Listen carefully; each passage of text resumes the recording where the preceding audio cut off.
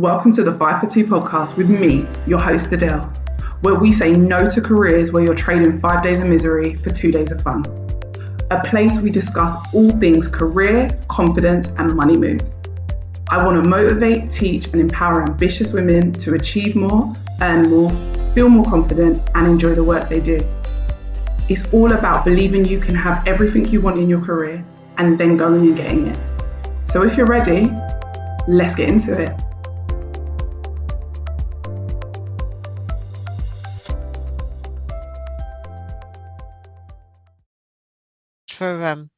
For agreeing to meet with us today. Oh, I'm happy. Thanks for reaching out. So as I said before we started the recording, this is it's really the angle that I'm looking for is an unconventional career strategy from childcare to corporate leadership. So thank you so much. So in your Substack piece, you describe moving from early years childcare into recruitment and HR with zero qualifications or experience, in inverted commas. Yeah. What was the moment when you realized that you wanted to do something different? Okay, this is I like this story. So I was working in childcare. I was actually an acting nursery manager at the time. And one of my colleagues who had become a friend because I'd worked with her in other settings, Right. I was doing a show round for a parent at the nursery where, showing them the nursery. And we were one of the most expensive nurseries in the area. Right. Whenever I did a show round, I always closed. People always commented on like, how does Adele always get parents to want to come to her nursery? Right. And my colleague said to me, you would be so good in recruitment. And I was like, what? She was like, I used to do recruitment and I hated it. I said, so if you hated it, why would I hate it? And she was like, you just have, there's something that recruitment people have or human, like, and even HR people. And she mentioned HR, but she said specifically recruitment. She goes, there's something about you that I feel like you would love recruitment, whether it was internal or an agency. I had never thought about recruitment. I'd used recruitment agencies Right. to get staff, but I had never thought about recruitment. So I went off, did some research. That led me down the HR rabbit hole. And I was like, oh, I like the thought of HR, like people facing, helping people, like whether it's benefits, payroll, employment law. Like I was like, oh, I like this. But how do I get to that without going back to school? That's the truth. Right. How How do I old were get to, you at that point? oh, I was 20. I would have had my daughter 24, 25, almost 25. Okay. About 24, 25. So basically, I had my daughter as well. And the other thing about childcare, anyone who's worked in nurseries or in schools, in reception or anything like that, it doesn't pay great. You do it because you love it. And Love I it. absolutely loved it. I'd been doing it for 10 years. After having my daughter, I started to find that I had all this time for other people's children at work, but not for her when I got home. And that started to really be Mm.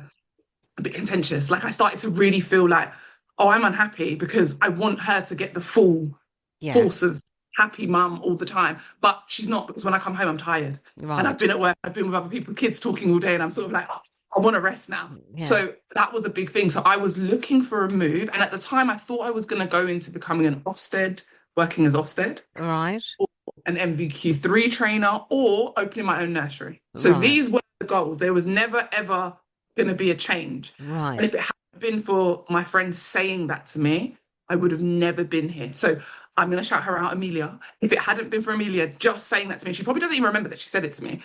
That's what changed the entire trajectory. Because outside Right. of that, I was ready. I was actually going to go and study so that I could go into Ofsted. I was Right. ready to move into becoming an Ofsted inspector. So that's what I wanted to go and do. And I'd already signed up to go and do the course. But I knew I just didn't want to be in the nurseries anymore. Right. And yeah, that's how. So that's a long-winded way of me saying that's how I Wow. got where I got to. And then Brilliant. yeah, after looking into HR, recruitment made sense as the next jump. Okay. Okay. So So I was recruitment, going to ask you, how did that shift your thinking about value and income being a mum? But you've just explained that to me there now. So brilliant. So, in your Substack article, you mentioned that a recruitment director told you that you weren't cut out for corporate life. Mhm. What did that moment actually feel like, and what flipped the switch?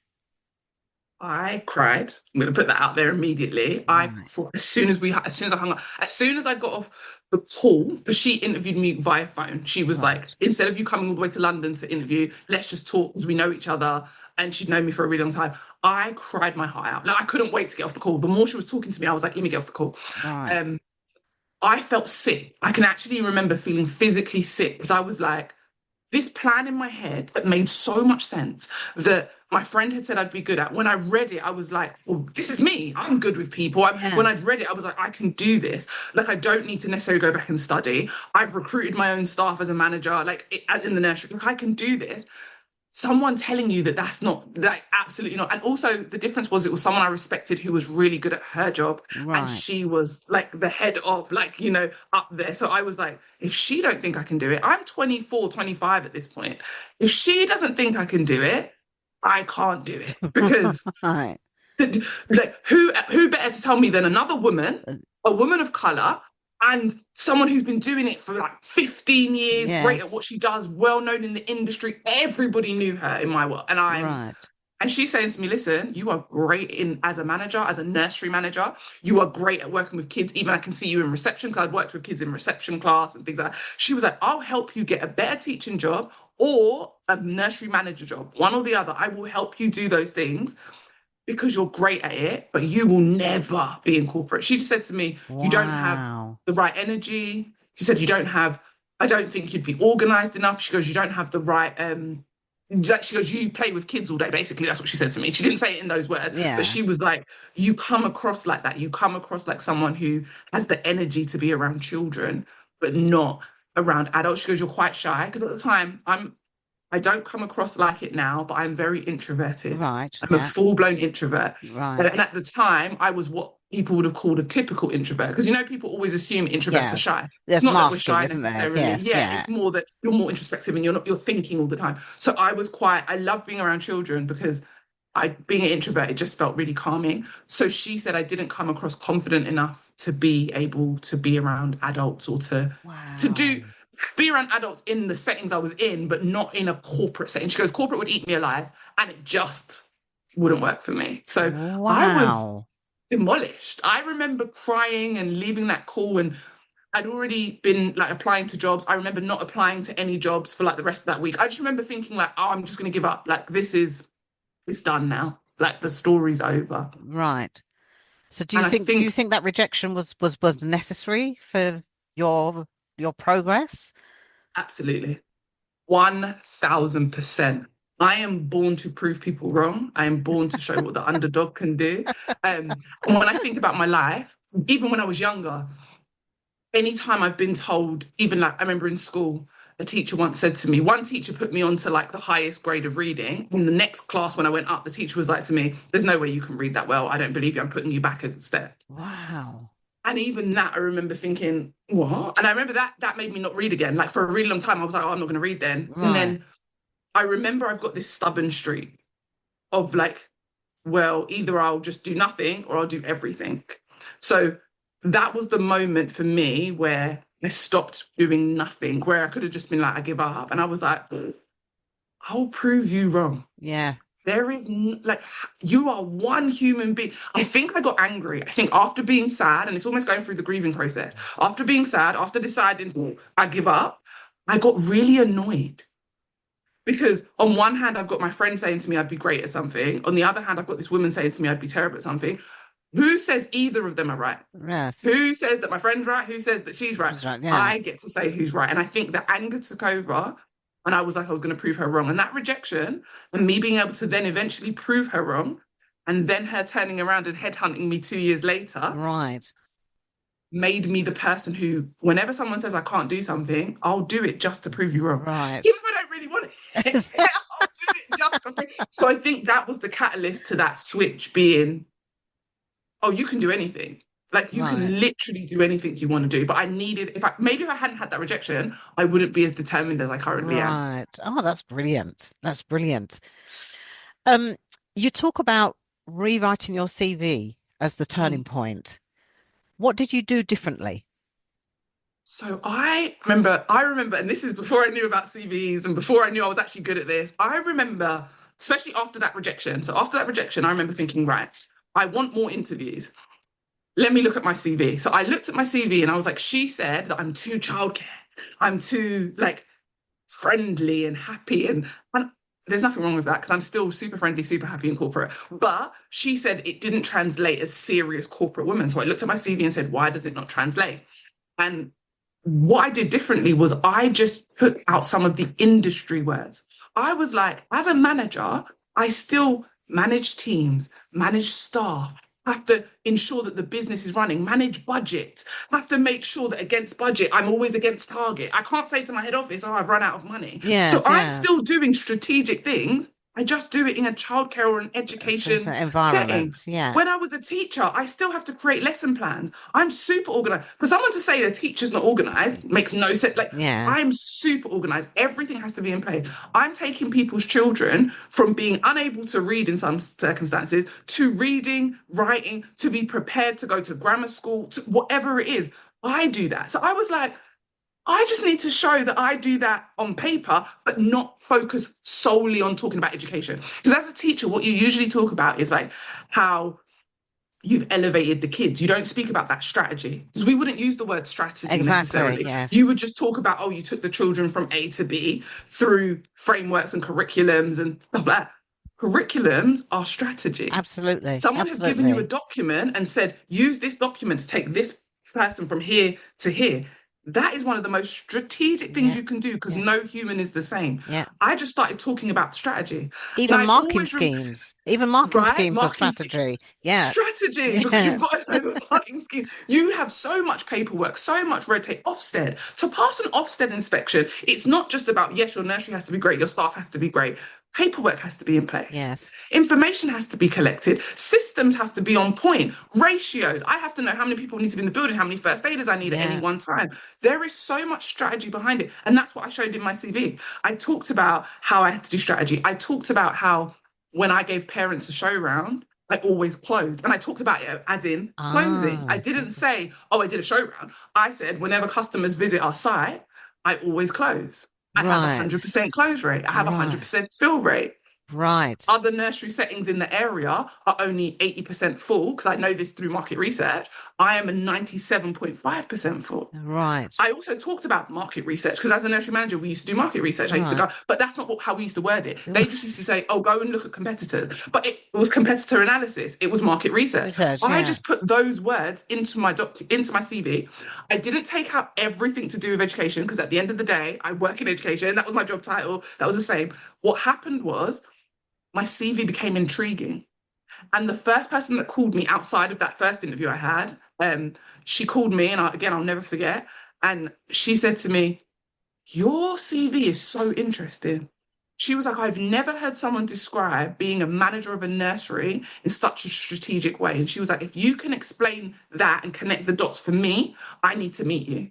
Wow. And that was it. And then after that, I started booking interviews. It was just that I wasn't shying away from the fact that I was a teacher. I was letting you know that even as a teacher, these are all the strategic things we do. This is where our brain has to be able to Yes. do what we do. And if you can get someone else to understand what you already understand, I feel like breaking into corporate became easier because Wow. they could see, like they were like, oh, market research? What do you mean you do market research? I was like, yeah, I have to find out what the competitors are charging because otherwise, when people come and see me, how am I going to to them? How am I going to show them that I'm better or I offer more when my prices are higher? I even put that in my CV. I put that I've got 100% conversion, even though I'm the most expensive business in the area. Wow. It's just Wow. thinking of those things rather than focusing on. I didn't focus on Ofsted. I didn't focus on the reports. I took those bullets out because Out. they're not Yes. important to someone in corporate Yeah, they don't unless I transfer. can. Yes. They don't talk to the relevance of a corporate job and what they're Yes. looking for in a corporate job. But that's what I did. I literally looked at the job description in recruitment and what they'd want in a recruitment job. I looked at what I actually do and I just looked at how that married together. Yeah. Brilliant. Brilliant. Um, Many people assume they must retrain or requalify. You say the opposite. I do. I do. Why? Why do you say the opposite? some of us are already, and this is why I say the opposite. Some people, especially people I speak to, are already highly educated. Some people aren't. If you're already highly educated, you shouldn't have to go and chase more qualifications. You've already are highly educated. And at the end of the day, even if you're not educated like me, I'm in an industry that I'm not educated to be in. When you go into that industry, your skills, the outcomes you deliver, and the profit you make, especially in corporate, is the only thing anyone cares about. Right. A qualification will open a door for you. I believe that. I believe qualifications will open the door for you quicker for some people. Like in corporate, you got the qualification, it will open the door. But Yeah. guess what? It opens the door, but it doesn't get you paid more. It doesn't get Right. you your next promotion. It doesn't. I've sped past people who have been upset. They're like, Adele does not have a CIPD. Why is she my boss? And I've had that. And then I've had that same person come to me and be like, I can't fix this case. I don't understand where in employment law this works. Help. And I've been the one to help and fix it. And Right. those moments have been my moments where I've been like, oh, me not being qualified didn't matter. Me being willing to always understand, read, continually learn, understand the changes in law are what matter. Because even if I had a CIPD, even if I had that qualification, employment law changes all All the the time. time. So that Absolutely. qualification, if I'd got it 10 years ago, half the information's already changed. Yes. So how do you stay on top of information? And that's why I think it doesn't matter. Now, listen, I'm not talking about legislated industries. So No. I'm not talking about being a doctor. I Yes. want you to have, I want you to study Yes. how to open my body. It's very different. What I'm saying is there are industries where they say that they would like a qualification, but if you can prove your skills and your outcome, because the truth is, once you have the qualification, you walk in a room.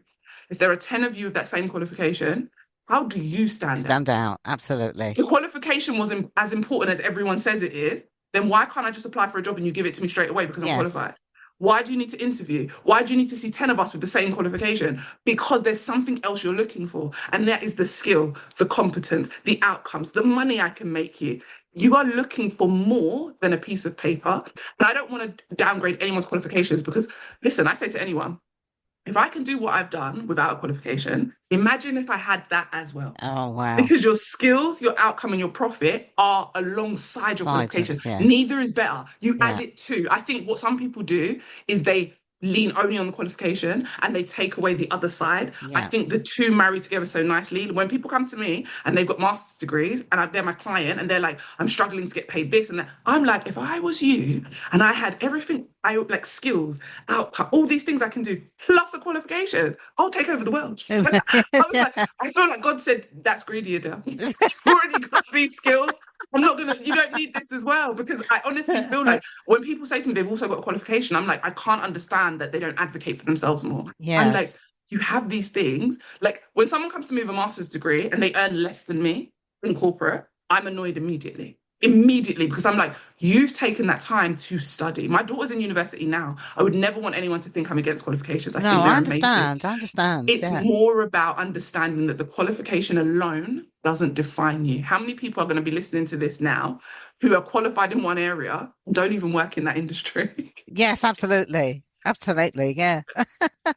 So qualification is great. I think learning is always important. I'm a forever learner, always trying to learn. But I think there are different ways to learn. And the reason I say to people, you don't have to go back to school, is what if there's another route to get you to the goal? Yes. And it means you don't have to go back to school. For some people, going back to school will be what they feel they need. I don't feel like once we get to a certain point in our careers and we've learned a bit of life and we've got other things going on, there are so many other experiences we can bring into a job. It's just about articulating it. And I think some people struggle with the articulation. Absolutely. Absolutely. Um, Kind of brings me to another point here now. So what's the biggest mistake that people make when they're trying to pivot industries, do you think? Feel like they have to go and get the qualification, and without the qualification, they're not going to do it. They then go and do a qualification, and then when they come to the interview, they say, "Oh, but you have no experience." Yeah. For me, it's been the biggest one. They're like, but I went and got the qualification. Doesn't matter. Exactly what I'm trying to explain. The Yeah. qualification is on its own is not what any job is ever looking for, especially in Oh, corporate. They are looking for the experience. And then when you have the experience, they're like, oh, where's the qualification? Someone will always have a problem. So I think the biggest thing people do when they try to pivot is they firstly run to a qualification, or, and this is a big one I see, they try to change everything at once.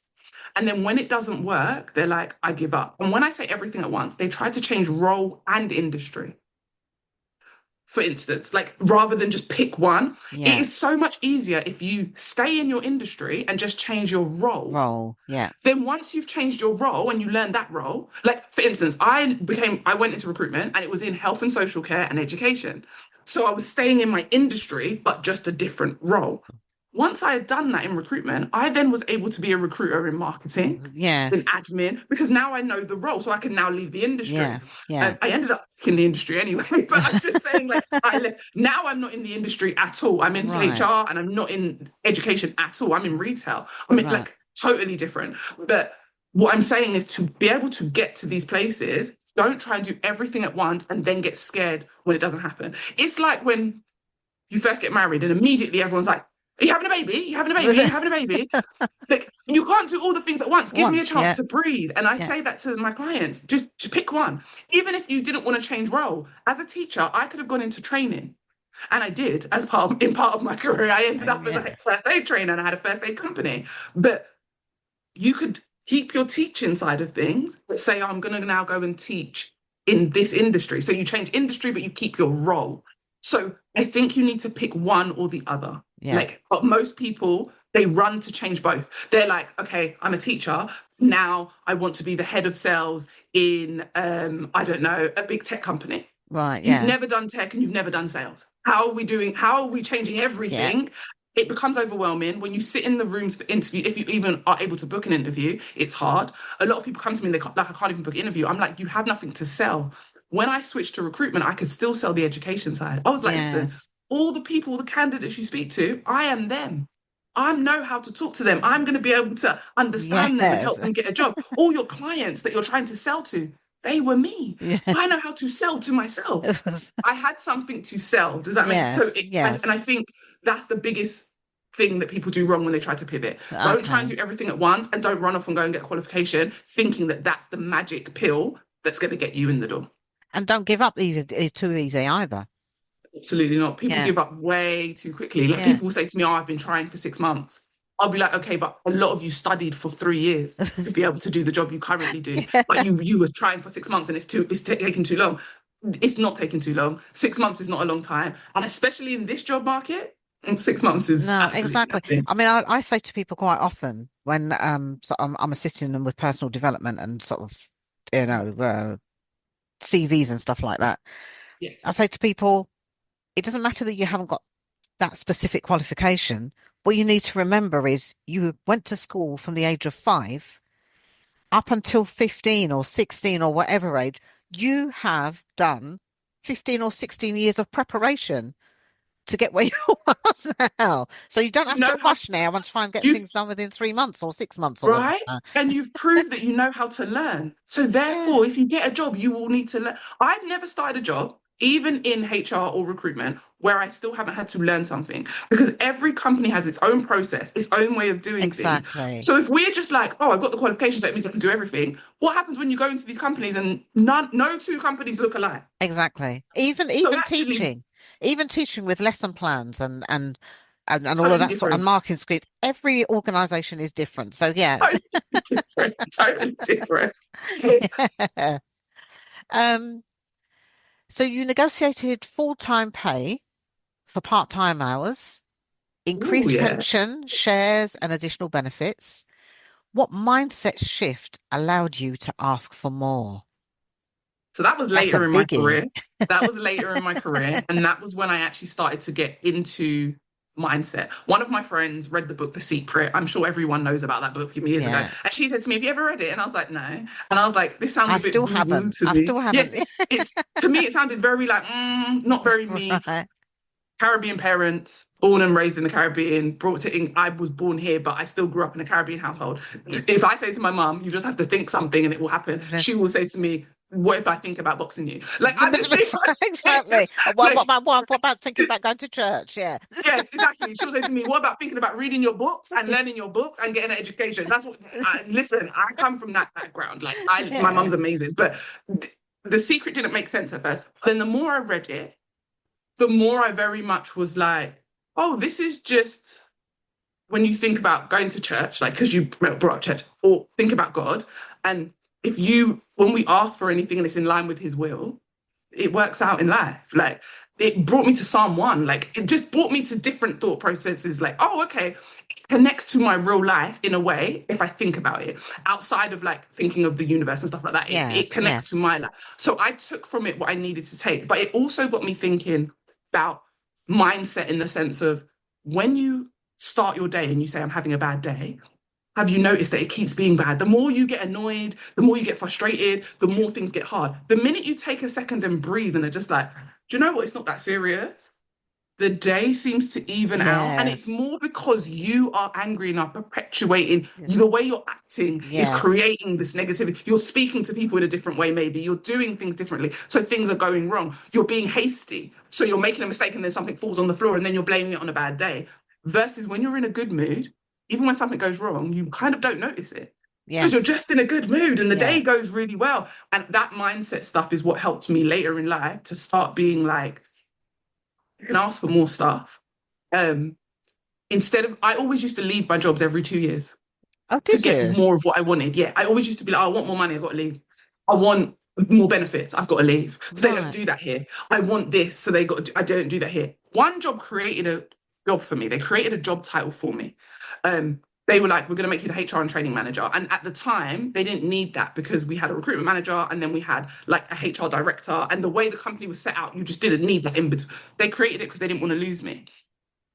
And I think that maybe planted the seed, but I never acted on that for years later. It was just in the back of my mind, like, oh, Right. people will create things if you ask them. Like, but I was never someone to ask. I always waited to be offered. Yes, yes. And then as I got better and better at my job and I started to do all this mindset stuff, I was like, how am I going to get the things I want? So I started writing everything down. I just started, that's how I started, to be honest with you. It was never asking. I just started writing it down. And I Right. started writing down like, because I read somewhere that anything that you write down is like 45% more likely to It could happen. So happen. I just Yeah. wrote it down. I had a list of all the things I wanted. And one of those was I want to work 3 days a week without losing any money.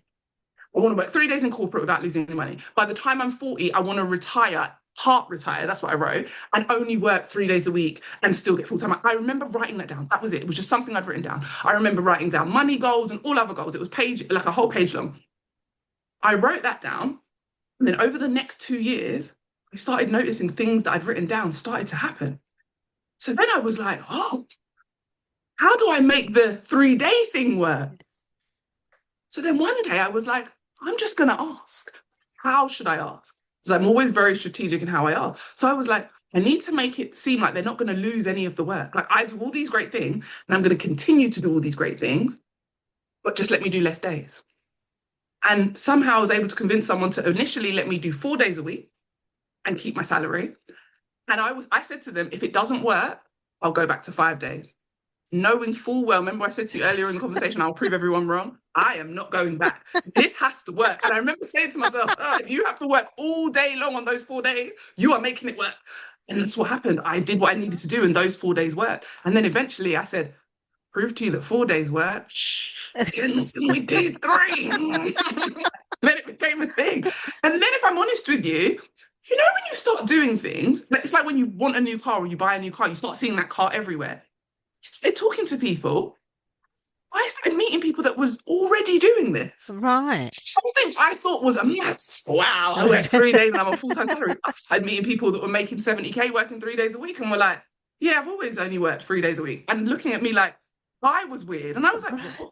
And I just started meeting, and I'd never met people. I just started meeting people on top of people on top of people that were on these salaries that most people connect to being full-time, Right. on these higher end salaries, but work 3 days. And they didn't Right. see it as I work part-time. They were just like, yeah, I just work 3 days. That's my salary.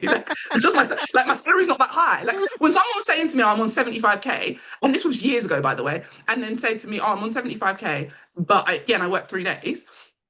I was like, oh, did you negotiate that? And they're like, no, like there are just jobs like that. And I was like, where are these jobs? And then I actually started to realize that, oh, you're just not exposed to certain Certain things. You just things. aren't aware that some people only work 4 days, some people only work 3 days, but they still get really good salaries because Right. they Yeah. negotiate really good. Because I was like, when they said 75, I was like, oh, you're prorated. And they were like, no, no, that's salary. I was like, wait, just thinking, wow, okay, I'm very far behind these people. So I think it was just, yeah. And then I think getting that then made getting more money on pension didn't even seem like a big ask. If Right. I could get originally 4 days, if I could get that first, then it didn't start to seem like a big ask to pension. Right. It didn't seem like a big ask to ask for. To be fair, the getting more commission and more bonuses was one of the first things I ever negotiated. Because Right. I lead a lot with like, I want more money. I want to do Okay. what I'm already doing. I should get paid more for it. So getting Right. shares in the company, that was a conversation. I was just like, I make you this. I think one day I looked at how much money I'd made the Wow. company. I was like, I make you this much money. And it was a small company, so it wasn't a big company who just give shares. I was like, I make you this much money. And my boss was like, okay, so you want a pay rise? I was like, no, I think I want shares, but I don't understand how they work. I was really honest. I was like, I don't understand how Huh. they work. She was like, you want shares in the company? And I was like, yeah. And she was like, well, what do you mean you want shares? I was like, I don't want loads of shares, but I think I should get shares, at least like 10, 15%. And she was like, why? And I was like, this is how much I've made you. I said, if I leave tomorrow, who else makes this much money? And she was like, oh. And when she looked at it, I basically carried the business. Right. And she was like, firstly, we're going to give you a promotion. And secondly, let's have the conversation about shares. And I got my first set of shares. And then I got more shares. And then Wow. I just started asking. And there were other people in the company who didn't, because people always say to me, oh, but if a company has a set of rules, you can't negotiate outside of that. Listen, I've worked at corporate companies where I've negotiated outside of that. And I've been told, or I've had to sign an NDA, I can't discuss it. But Right. annual leave, like I've been like, listen, the salary you're offering me is 3K less than I actually want. 3K a year. Like, and I always think like this, 3K a year is not that much when you think tax and everything like that. But I was like, if we can come to some compromise and you can give me more annual leave, then I'll consider your role. And that's kind of things I've always That thought of is things like amazing. exchange. What's the exchange? I Yeah. can't just go in and say, oh, I want to work 4 days. It's like, No, what's the that's right. exchange? Yeah. For me, the exchange is I've done all of these things for you. I'm willing to do all of these and more. I just want you to let me work 4 days. And I think people think when they hear me talk, like I'll just go in and just no, I have leverage. Yeah. People have to want what you You offer offer. to give you Absolutely. back what you want back. But I Right. first, like I said, I wrote everything down. What do I want in life? And then I think my brain just started to figure it out. It And was I like, find that that's a very useful ask. way of doing things, actually. When I Mm. write things down, then they seem to manifest. And Yes. then when things aren't going so well, I think, why did I forget to write things down? It was Yes. Yes. And I'm going through that phase right now. I was like, right. wait, what's changed in life? Had a baby and I've forgotten to write things down. Get back to Yeah. writing it down. When you write it down, your brain just starts to figure it out and make motion and things start Exactly. to Exactly. Brilliant. Um, okay, so you mentioned, oh, hold on a second. I've missed a very important one here. Do you think that women in particular undervalue transferable skills? Yes, absolutely. We undervalue. We think we have to be perfect as women, in not just in work, in life, as parents. We think that when we make a mistake, it's the worst thing. So if we're not 100% on something, we don't think we can do it. Therefore, transferable skills don't necessarily make sense to us because that's not 100%. Yeah. That's you saying, oh, but this can be this, or this is similar to this. And for us in our brain, I feel like as women, similar is not good enough.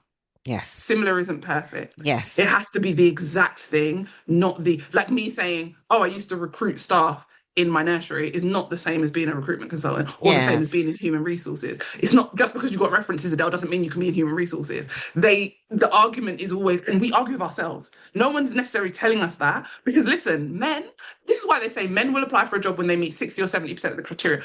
I believe that number is a lot less. I feel like It I've met is. men It that will is a apply lot for a job, they less. meet 40%. They Yeah. meet 40%, they're like, Yeah. listen, I will try my luck. And because men are bold enough to try their luck, that's what it is. It's never about, it's not even about having all the transferable skills. It is about trying your luck. You only need one person to say yes.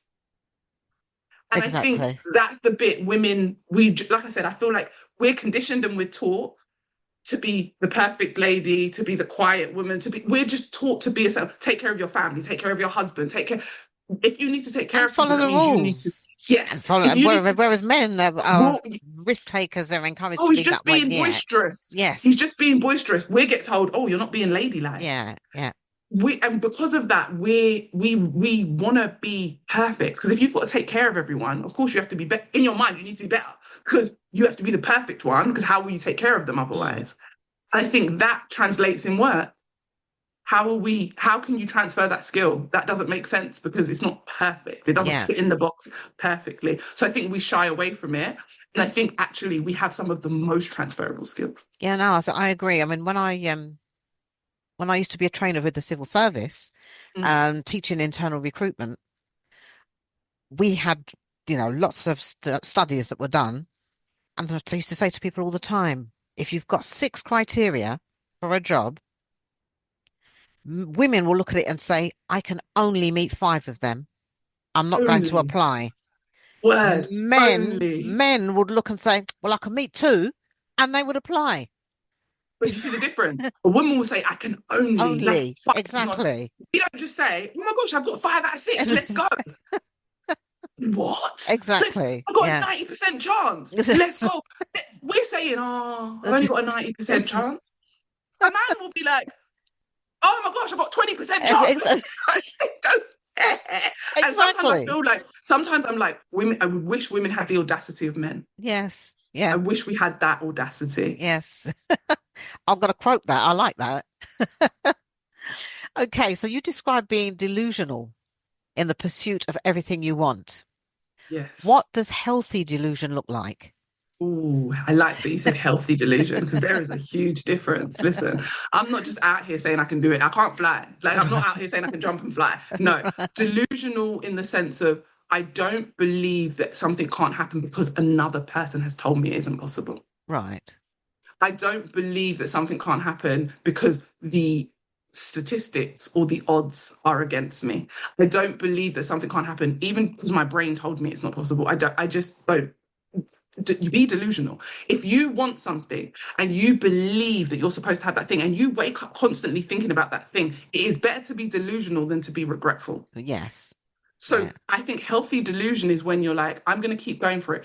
And it's healthy as long as you're going for it and it's not affecting your health. It is not affecting your finances. It's not me. You're not going to lose your house because you're being delusional. There's a difference. Like for me, they're with calculated risks. I'm Yeah. not going to put my family at jeopardy for my delusion, but I'm also not going to give up. So for me, delusion might look like, okay, I thought I could become a coach. I did a course to find out what coaching was all about. And then I just started showing up online. I still had a 9 to 5. I didn't quit my 9 to 5 because that could have put us in jeopardy because I've got a household, Yeah. I've got kids. If I didn't have kids and I lived at home, I might have just quit my job. Yeah. They're like, calculated risk, but I was still delusional enough that I kept going. Even 6 months in when I had no clients, even 8 months in when I had no clients, and then I got a client, and then I got Right. another client, and another Yeah. client, and then I kept going. That's my type of delusion. Delusion, I will say in my personal life, because I've shared this on my Instagram.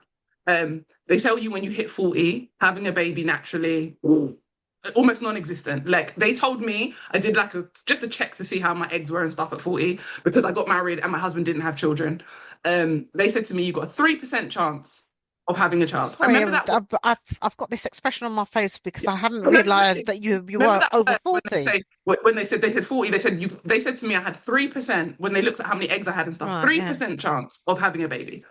And again, 3% is low. So most women, we're going to be like, 3%, what's the Yeah. point? Yeah. Men would be like, 3%, I've got 3%. I very much, my delusion said to me, okay, I got 3%. Why? Someone has to be the 3%. This is my thought process. There are 97% of people that this might be true for. There has to be 3%. Why am I not the 3%? Why have I always got to be the bad side of the percentage? So I'm the 3%. And guys, I'm the 3%. Like Sally Ann knows this. I had a baby last year.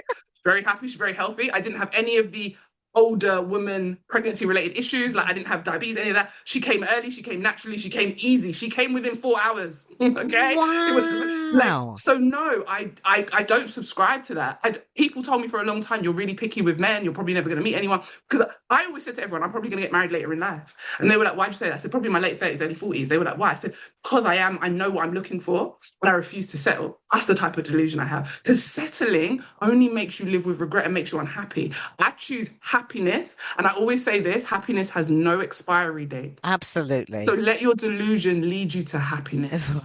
That's brilliant. That's brilliant. Right. So I want to sort of bring things a little bit more up to date now. Um, Yes. you mentioned the crappy job market. What are you seeing right now? Oh, what am I not seeing? So I'm seeing AI screening people, AI doing interviews, AI missing nuances. Being in HR, being in recruitment, we still see it. Like AI misses the nuances of humans. For instance, AI, if I'm on an AI interview, I speak very quickly, naturally. AI picks that up as nerves and lack of confidence.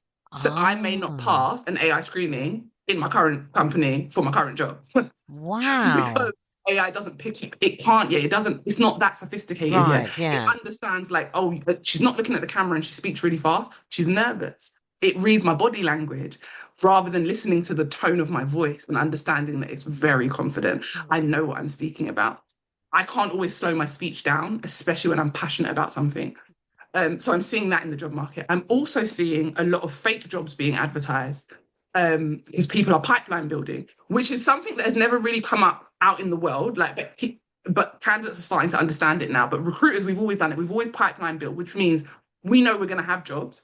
So we put adverts out to get candidates ready for when those jobs come out. And what usually happens is you pipeline build and the jobs come out within weeks of you pipeline building. Right. Now people are still pipeline building, hoping that jobs will come out. And you're applying to these jobs and you're not hearing back. And you're thinking it's because you're rubbish, but actually there was no job to start with. And the recruiters realize that I've been pipeline building for 6 months and still there are no jobs. So now what do I do? I've got all these Right. candidates already. So the funnel is broken. Um, Companies are losing money left, right, and center. We're seeing Yeah. layoffs. That's all Like just post-COVID. Yeah.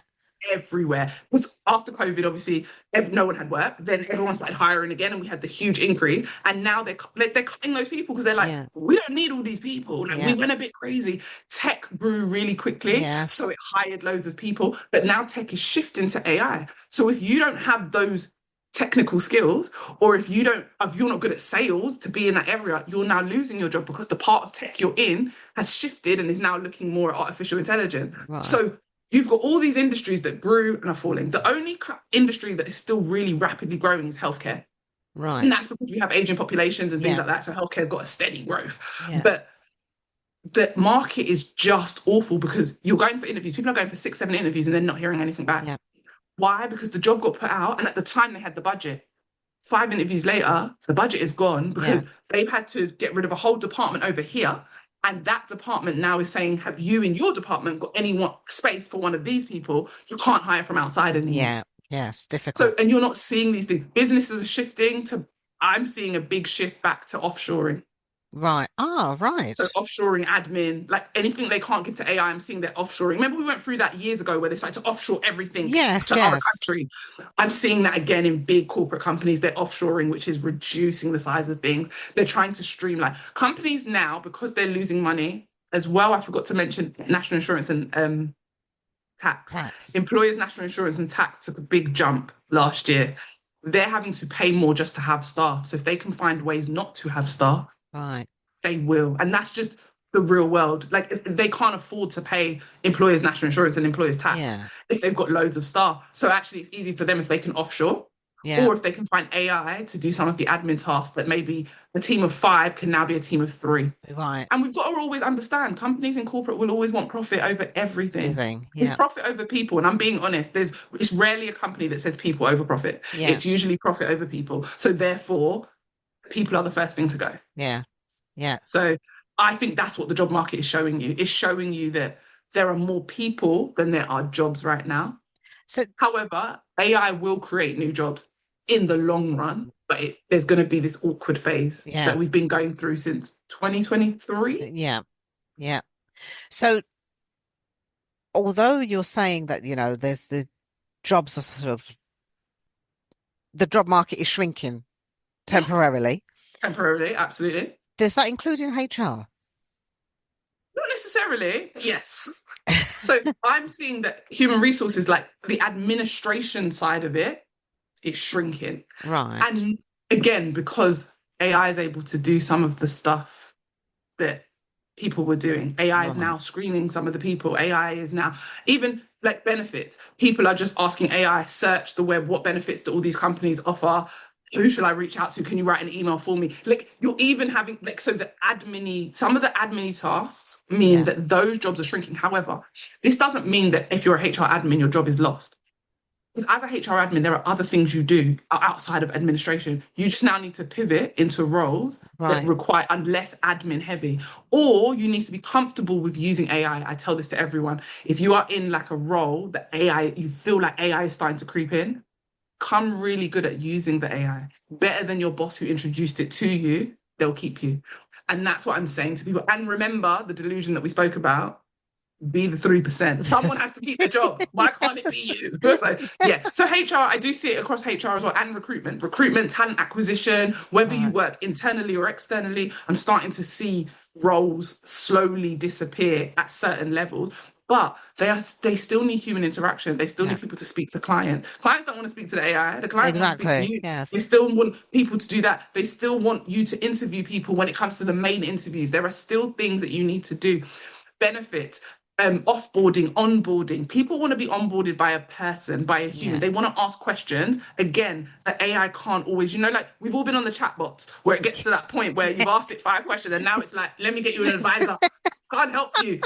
You're the Yeah. advisor. So be Yeah. the advisor. I think that's where, yes, the jobs are shrinking, but we still needed. We just have to now think about how are we needed Yeah. and shift the roles that we look for. Oh, right. Okay. Great.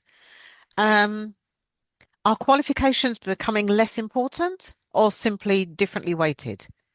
In this job market, yes. That doesn't mean it won't shift back. I think, and I feel really bad to say, but my daughter's at uni.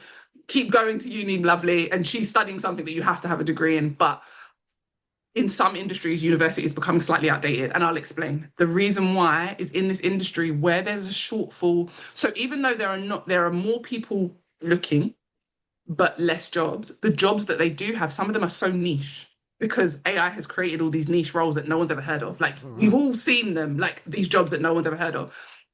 Because they're so niche, you can't have studied for them. Right. There's not a degree that matches these jobs that don't make any sense to anyone. Yeah. Like I've seen CEOs hiring like people head of brand management, Yeah. and they're hiring like young people that are good with like TikTok and stuff like that to be 200K a year Yeah. to be your personal brand assistant. Like what I'm saying are roles are popping up didn't exist. So the degrees we have now don't necessarily exist in the full force of the workforce that we have Yes. now. So therefore, companies are now hiring for skills. There was an article recently, and I can't remember where I read it, but I know it was shared on LinkedIn, where they said that like something like 75% of corporate companies in the UK and the US have said they're hiring for skills, not qualifications. Right. They Okay. need people with specific skills. One of those being AI. Recently, actually, LinkedIn actually did an article very recently, and it said, what are the three most looked for jobs or skills at the moment? The first two were AI jobs, and the third one was people that can do operations, risk, and client relationships. Ah, right. So that's a Okay. skill. That's not client relationships, because that's the thing that we will always have over anything else Yes. is human to human. Human. How Exactly. how good at you at influencing other people, how good at you at impacting people. Right. People like people. That hasn't Yeah. changed. People can buy from people can sell to people, but also if you're in human resources, Yeah. people, it's a people industry. Absolutely. So you need Absolutely. people. So yeah, skills have become, I think, skills-based hiring has suddenly taken off. And also, I think companies have realized that it's the skills that make them the profits. And Right. with a lot of them losing money, which means their board members and the stakeholders are very unhappy with them, they're now like, I need people that can make us money, not people that are necessarily qualified. Qualified. Yeah. Okay. Great. So if someone wants to increase their salary by, say, 10 or 60K, what's the first step they should take this month? Right now, Ask what at do your you current think? job. Before you go anywhere else, ask where you currently are. People always say you can get a big pay rise when you jump jobs, which is true. When you leave one job, you can get a massive pay rise. Right. You can get a pay rise where you are. I got 15K to stay at my job like my previous job, not my current job. Right. 15K to do the same job in the same company. Why? Because you have leverage. You already have proven experience, proven wins, proven achievements.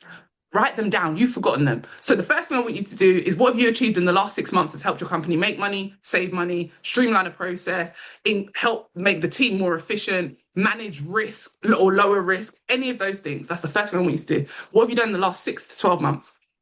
I then want you to take that to your boss and say, Right. these are all the things I've done. Add a number to them as well, because a lot of times we forget to add like monetary. When you lower risk, what does that help them? Like, Yeah. how's that valuable? I then want you to be like, so based on this and my market research, because I also want you to go and speak to people and find out what the industry's paying. I want a 10K pay rise. Have Yes. that conversation. If your boss says to you, can't give you 10, but I'll give you five, take the five and keep looking for another role. Yeah, and So you can that's tell what you them that can as well. I'll do. take the five, but just so you know, I'll be looking for I'm going to another keep role. right. But that's what I would say. Do immediately. Ask where you are. Don't jump straight into the job market and be like, oh, I need a 10K pay rise. I need to go look Right. for another job. Where you are, you have leverage, but you just have to be able to articulate it. A lot of people will say, but my boss knows what I can do. They don't care. Your boss cares about his job, her job. Yeah. They care about elevating Yeah. themselves. They've forgotten that last week you helped put out a fire which saved them 600,000. They forgot about that. Yeah. They forgot that last week you stopped them from going to a tribunal because you had a conversation with someone. They forgot. Yeah. I need you to remind them, but I need you to have a nice list and have it ready to go. So the first thing I would say to do is go back and look at all your wins, because a lot of people have all these wins, all these accomplishments, and you're just leaving money on the table because you've forgotten to go and collect It's them. a brilliant way of putting it. As it happens with my next chin wag, which will be going out in a couple of days' time, I'm doing a bit in there about appraisal to CV. Love And that. I making love sure that. that and even when you want to change direction completely, Mhm. what Appraisal. transferable I things that love you've that. got there. So yeah. I love that. Appraisal to CV. I love that Yeah. because the information from your appraisal Yeah. never seems to make it into the CV ever. Like they're like two different entities. And we as humans, we forget what we've done well. Exactly. So I always say, like, go back and think about what you've done in the last 6 to 12 months. Yeah. Because once you start, you'll probably find so many things. And the fact that Exactly. you said appraisals to CV, go back and look at your last appraisal. Exactly. Exactly. What does it tell you? What have you done that's amazing? Yeah. And why is, and also just remembering that 3 to 5% that they give us every year, or most corporate companies offer you between three, I'd say it's Yeah. based on performance.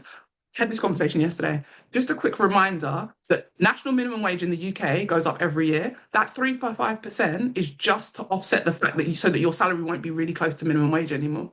Oh, I like talking about these very things because I always give people a clever. different perspective. We always think that 3 to 5% is based in performance. No, if you're on 50K, minimum wage goes up. Your salary to you is now going to look like it's too close to minimum wage, especially if you've got a degree, you're qualified, you've Yes. got 10 years experience. They need to give you the 3 to 5% every year, but actually they would kind of give it to you anyway because otherwise, again, you would be. It makes Yes. sense It's along a, with it's a the national national. minimum wage erosion otherwise.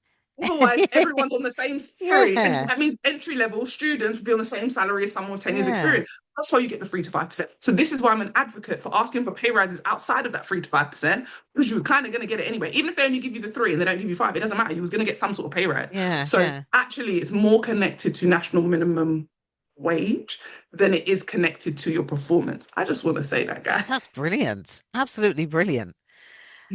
Um, uh, oh, coming back to AT and Rich, what Yeah. gap were you trying to fill with the 5 for 2 Careers podcast?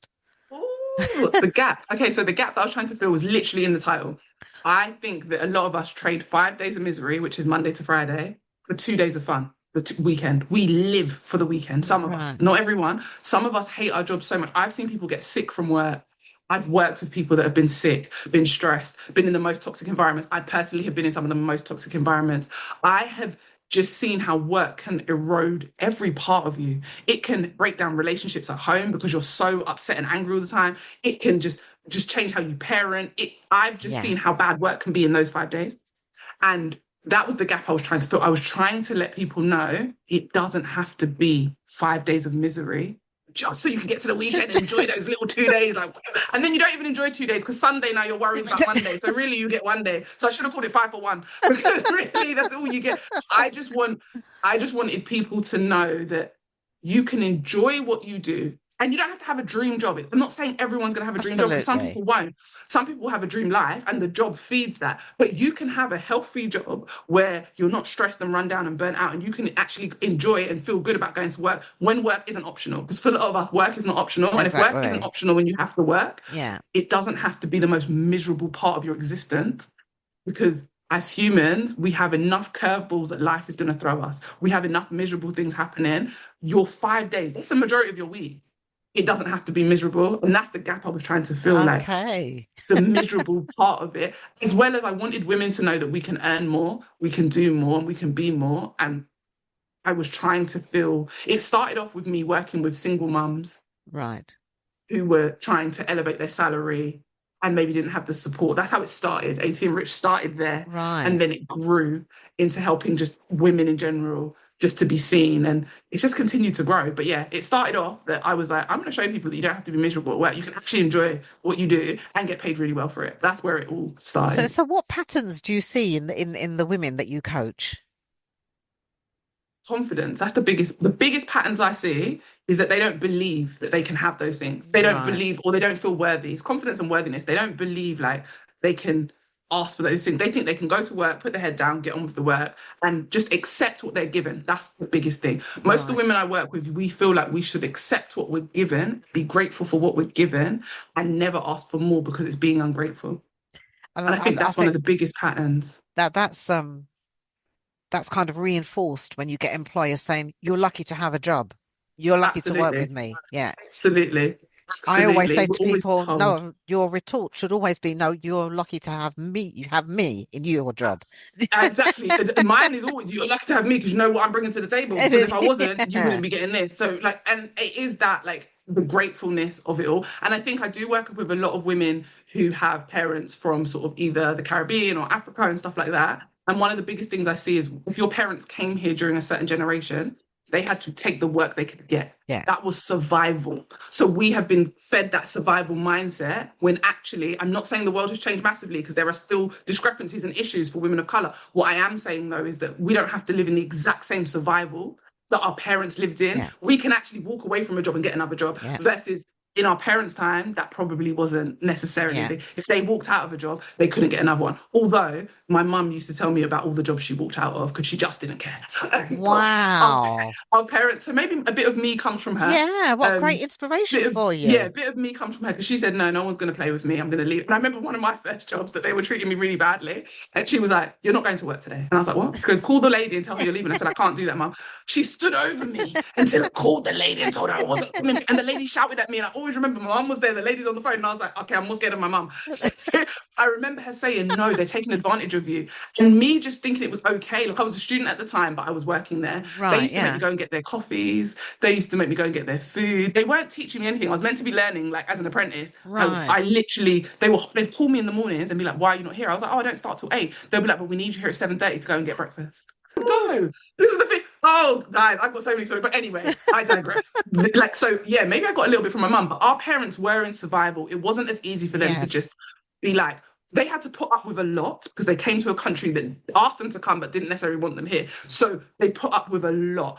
We don't, it's subtle for us. I'm not saying some things are yeah, not no, still you're there, right. but Yeah, we don't necessarily have to put up with what they put up with. yes, Like my mum still remembers when she came here, it said like no dogs, no blacks, no Irish yeah, on the shop door. She remembers that. I don't know that life. So yeah, what I'm saying is it's very different for us, but we've been brought up by people with that survival mentality. yes, So sometimes we feed that into our careers. yes, yes. Brilliant.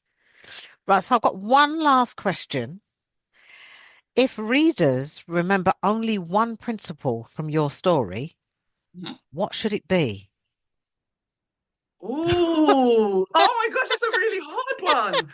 If readers remember what, be the 3%. Oh, Oh my God, that's brilliant. that's what it is. Be the 3%. That's Yeah, be brilliant. delusional. Be the person who, when someone says to you, "Oh, there's a 95%, 97% chance that won't work," tell them that's cool. I'm the 3%.